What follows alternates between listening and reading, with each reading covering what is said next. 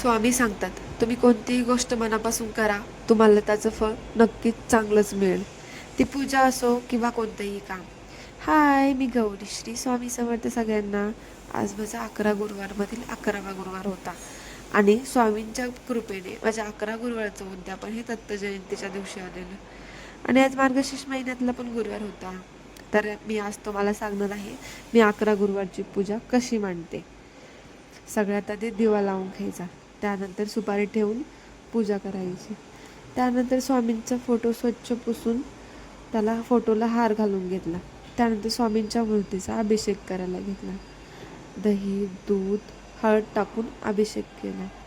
स्वामींची मूर्ती स्वच्छ पाण्याने धुवून घेतली, स्वच्छ कापडाने पुसून घेतली आणि पाट्यावर ठेवली.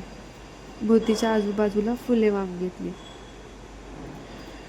11 गुरुवारचं व्रत करताना 11 माळेचा जप, 11 वेळा तारक मंत्राचे पठण करायचे आणि 11 गुरुवारची कथा वाचायची.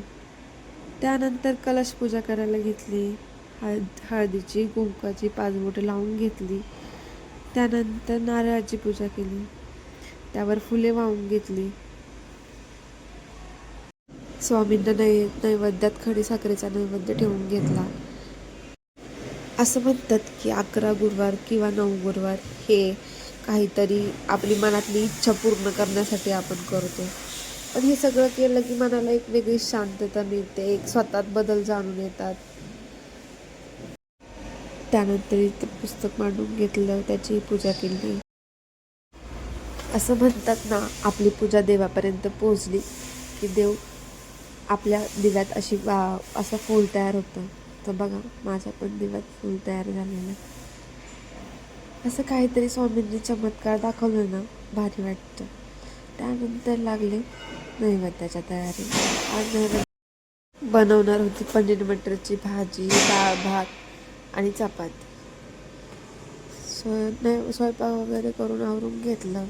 त्यानंतर लगेच स्वामींना ताट केलं, देवीला ताट केलं, मस्तपैकी नैवेद्य दाखवलं. असा होता आजचा माझा दिवस. बाय.